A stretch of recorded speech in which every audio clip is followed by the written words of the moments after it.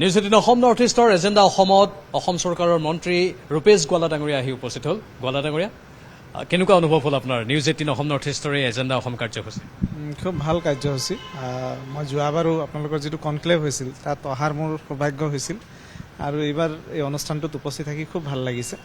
অকণমান নতুনত্ব দেখা পাইছোঁ আৰু মই ভাবোঁ যে নিৰ্বাচনৰ পূৰ্বে ৰাইজে নিউজ 18ৰ মাধ্যমেদি বৰ্তমান পৰিস্থিতি বা প্ৰেক্ষাপটৰ বিষয়ে বা ৰাজনৈতিক পৰিৱেশৰ বিষয়ে বা আমি কি ক'ব খুজিছোঁ, আমি কি আমাৰ কেনেধৰণৰ চিন্তাধাৰা সেইখিনি জনাৰ এটা খুব সুযোগ পাইছে আৰু আপোনালোকৰ মাধ্যমেদি আমি ৰাইজৰ কথাখিনি জনাৰো এটা খুব সুন্দৰ সুযোগ পাইছোঁ। গতিকে এনেধৰণৰ অনুষ্ঠানবিলাকে নিশ্চয় সমাজত এটা ভাল প্ৰভাৱ পেলায় বুলি মই ভাবোঁ। এতিয়া কথা হ'ল এজেণ্ডাৰ কথা, মানে এইবাৰ নিৰ্বাচনী এজেণ্ডা। আমি দেখিছোঁ বিজেপি চৰকাৰে চাহ জনজাতিৰ উন্নয়নৰ বাবে কি কি পদক্ষেপ গ্ৰহণ কৰিছে, আদিবাসীসকলৰ বাবেও বহু কাৰ্যসূচী হাতত লৈছে। এই যিবোৰ কাৰ্যসূচী লৈছে সেইটোৰ পৰা আমি ক'ব পাৰোঁনে যে এজেণ্ডা ছেট হৈ আছে সম্পূৰ্ণৰূপে? চাহ জনজাতিৰ উন্নয়ন সাধন কৰি ভোটটো বিজেপিলৈ আহিব কি? আচলতে সেই এজেণ্ডাৰ কথাখিনি অলপ জানিব বিচাৰিছোঁ। উন্নয়নৰ ৰাজনীতি কৰিছে, কিন্তু চাহ জনজাতি লোকসকলৰ সঁহাৰি কেনেধৰণৰ পাম বুলি আপোনালোকে আশা কৰিছে? চাওক, যোৱা যিটো বিধানসভা নিৰ্বাচন, তাৰ পিছত 24ত লোকসভা নিৰ্বাচন আৰু তাৰ আগৰ বিধানসভা নিৰ্বাচনত চাহ বাগিচাৰ লোকে ভাৰতীয় জনতা পাৰ্টিৰ প্ৰতি অভূতপূৰ্ব সমৰ্থন আগবঢ়াইছে। সেইকাৰণে আমি উজনি অসমত খুব ভাল ফলাফল আমাৰ ভাৰতীয় জনতা পাৰ্টীয়ে কৰিবলৈ সক্ষম হৈছিল। আৰু মই ভাবোঁ যে চাহ বাগিচাৰ ৰাইজে বিগত 60-70 বছৰ কংগ্ৰেছ দলক সমৰ্থন জনাই আহিছিল আৰু কংগ্ৰেছ দলে যেনেদৰে এই সমাজখনক উন্নতিৰ কাৰণে কাম কৰিব লাগিছিল, এই সমাজখনৰ উন্নতিৰ কাৰণে তেওঁলোকে কাম কৰাৰ ক্ষেত্ৰত সম্পূৰ্ণৰূপে ব্যৰ্থ হ'ল।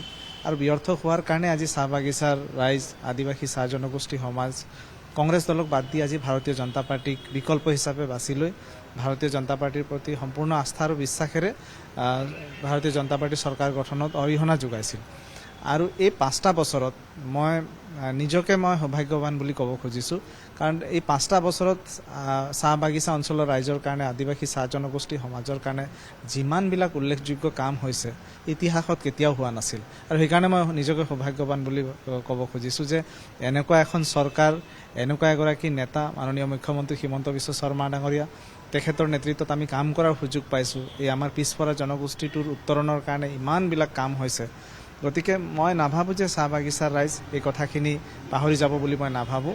পূৰ্বৰ তুলনাত সমৰ্থন আৰু বৃদ্ধি পাব, মৰম চেনেহ আৰু বৃদ্ধি পাব বুলি মই ভাবোঁ।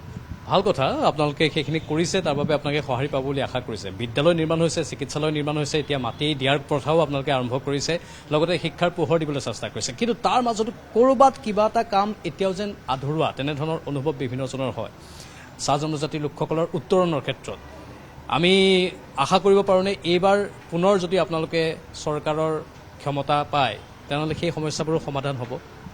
স্বাভাৱিকতে মাননীয় মুখ্যমন্ত্ৰী মহোদয়ে সদায় চাহ বাগিচাসমূহক লৈ, আদিবাসী চাহ জনগোষ্ঠী সমাজক লৈ যথেষ্ট সংবেদনশীল আৰু তেখেতৰ কাৰণে আজি এইখিনি সম্ভৱ হৈছে। যিখিনি কাম আমি পাবলৈ সক্ষম হৈছোঁ, যিখিনি আজি জনগোষ্ঠীটোৱে যিখিনি উন্নয়ন দেখা পাইছে বা সমাজখনে যিটো উন্নয়ন দেখা পাইছে, একমাত্ৰ তেখেতৰ সবল নেতৃত্বৰ কাৰণে এইখিনি সম্ভৱ হৈছে।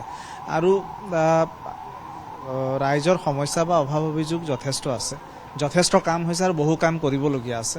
মই ভাবোঁ যে মাননীয় মুখ্যমন্ত্ৰী মহোদয়ৰ নেতৃত্বত বিগত 5টা বছৰত যেনেদৰে এই সমাজখনৰ উত্থানৰ কাৰণে কাম হৈছে, আগন্তুক দিনবিলাকত এই কামে আৰু গতি লাভ কৰিব আৰু যিখিনি সমস্যা আছে সেইখিনি আৰু দ্ৰুতগতিত সমাধান হ'ব বুলি মই দৃঢ় বিশ্বাসী। মানে উন্নয়নৰ এজেণ্ডাৰে আপোনালোকে নিৰ্বাচন খেলিব আৰু সুৰক্ষাৰ কথা আহিব, মিয়াৰ প্ৰসংগ আহিব, নহয় জানো?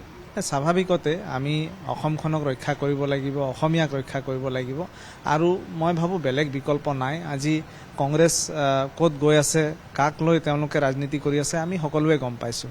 গতিকে অসমখনক, অসমীয়াৰ সত্তা ৰক্ষা কৰিবলৈ হ'লে মই ভাবোঁ যে এই যিসকল ঘোচবেঠীয়া বুলি আমি কওঁ, তেওঁলোকৰ পৰা অসমখনক আমি ৰক্ষা কৰিবই লাগিব। আৰু সেইটো কৰিবলৈ হ'লে মাননীয় মুখ্যমন্ত্ৰী হিমন্ত বিশ্ব শৰ্মাৰ দৰে এগৰাকী নেতা, আমাৰ দেশৰ যশস্বী প্ৰধানমন্ত্ৰী নৰেন্দ্ৰ মোদী ডাঙৰীয়াৰ দৰে এগৰাকী নেতাৰ প্ৰয়োজন আছে, যিসকলৰ নেতৃত্বত আমি অসমে সুৰক্ষিত অনুভৱ কৰিব পাৰোঁ, অসমখনক আগুৱাই লৈ যাব পাৰোঁ। বহুত ধন্যবাদ ৰূপেশ গোৱালা ডাঙৰীয়া, আপুনি আমাৰ নিউজ 18 অসম নৰ্থ ইষ্টৰ এজেণ্ডা অসম কাৰ্যসূচীত উপস্থিত থাকিল। পৰৱৰ্তী সময়ত পুনৰ লগ পাম। ধন্যবাদ, নমস্কাৰ।